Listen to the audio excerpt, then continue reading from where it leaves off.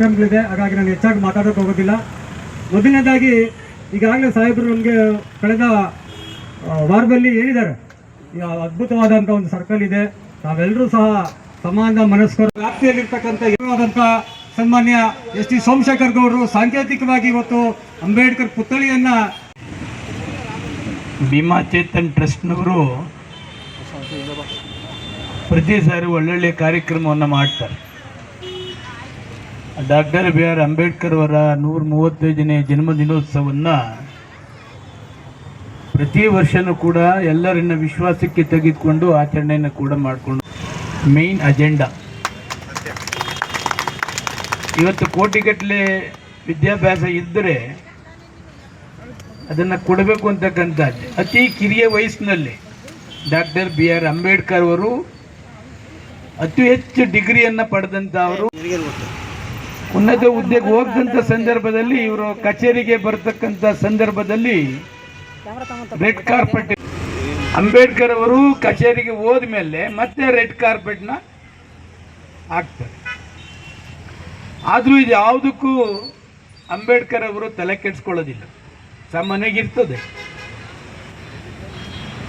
ಆ ಮಟ್ಟದಲ್ಲಿ ಬೆಳೆದಂಥ ಡಾಕ್ಟರ್ ಬಿ ಆರ್ ಅಂಬೇಡ್ಕರ್ ಅವರು ಸಂವಿಧಾನ ಏನು ಕೊಟ್ಟರು, ಇವತ್ತು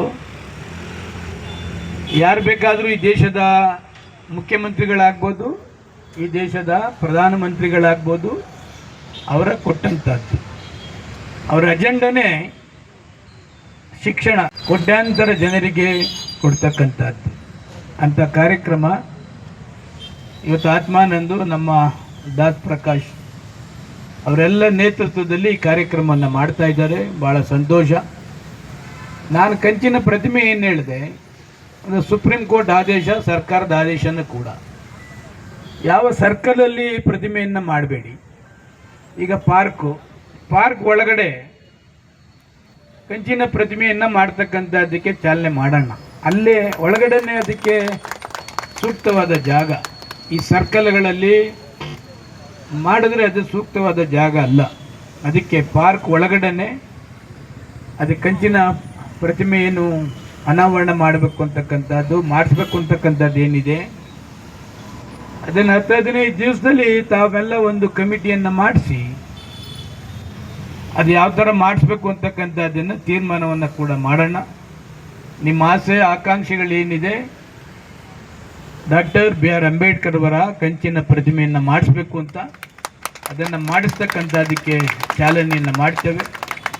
ಅದಕ್ಕೆ ತಮ್ಮದೇ ಆದಂಥ ಒಂದು ಕಮಿಟಿಯನ್ನು ಮಾಡಿ ಆ ಕಮಿಟಿಯಲ್ಲಿ ಏನೆಲ್ಲ ಮಾಡಿಸ್ಬೇಕು ಅದನ್ನು 100% ಮಾಡಿಸ್ಕೊಡ್ತಕ್ಕಂಥದ್ದಕ್ಕೆ ಚಾಲನೆಯನ್ನು ಮಾಡ್ತಾನೆ ಈ ಸಂದರ್ಭದಲ್ಲಿ ಅಂತ ಹೇಳಿ, ನಮ್ಮ ಆತ್ಮಾನಂದರು ನನ್ನ ಬಗ್ಗೆ ಭಾರಿ ಮಾತನಾಡಿದ್ದಾರೆ.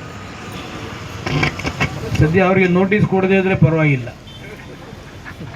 ಏಕೆಂದರೆ ಈಗ ಸೋಮಶೇಖರ್ನ ಹೊಗಳಿದ್ರೆ 135ನೇ ಜನ್ಮದಿನೋತ್ಸವದಲ್ಲಿ ಅದು ಯಾವುದು ಕೂಡ ಅಂಬೇಡ್ಕರ್ ಅವರಿಗೆ ಆಗೋದು ಬೇಡ. ಈಗಾಗಲೇ ಹೇಳಿದ್ನಲ್ಲ, ಅಂಬೇಡ್ಕರ್ ಅವರು ಉನ್ನತ ಹುದ್ದೆಗೆ ಹೋದಂಥ ಸಂದರ್ಭದಲ್ಲಿ ರೆಡ್ ಕಾರ್ಪೆಟ್ನ ತೆಗಿತಾರೆ.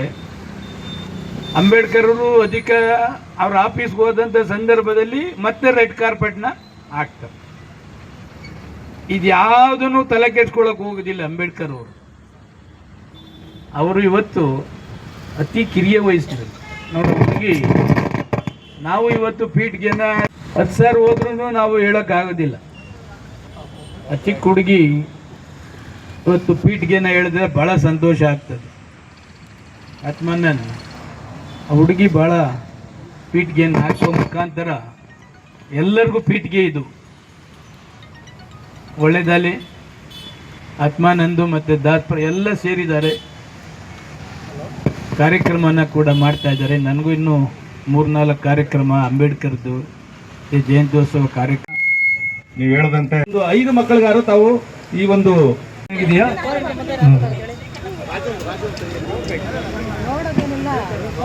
ಆಗೋದು ತುಂಬಾ ಕಷ್ಟ ಅನ್ಕೊಳ್ತೀವಿ.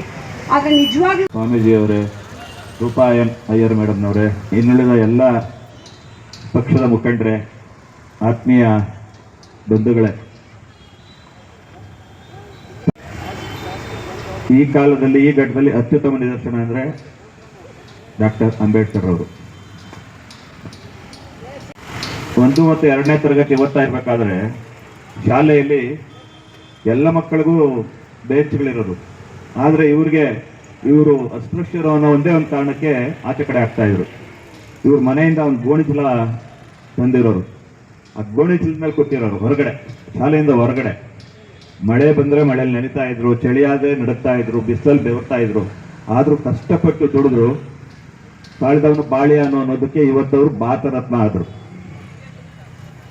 ಏನು ತುಳಿತಕ್ಕೊಳಗಾದವ್ರ ಬಗ್ಗೆ, ಅಸ್ಪೃಶ್ಯರ ಬಗ್ಗೆ, ದಲಿತರ ಬಗ್ಗೆ ಇದ್ದಂಥ ಕಾಳಜಿ ನಿಧಾನವಾಗಾದ್ರೂ ಅದು ಒಂದು ಕಾರ್ಯರೂಪಕ್ಕೆ ಬಂತು. ಇವತ್ತು ಒಂದು ಅಸ್ಪೃಶ್ಯತೆ ಅನ್ನೋದು ಇಡೀ ದೇಶದಲ್ಲೇ ಮಾಯವಾಗಿ ಹೋಗಿದೆ. ಅದಕ್ಕೆ ಕಾರಣಕರ್ತರು ಶ್ರೀ ಅಂಬೇಡ್ಕರ್ ಅವರು.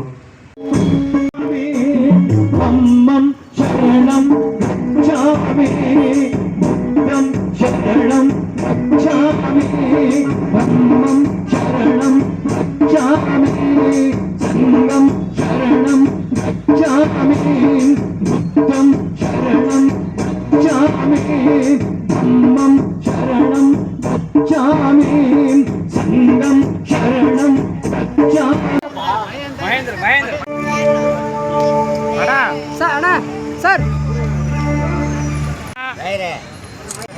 ಮುಂದೆ ನೋಡಿ. ಓಕೆ.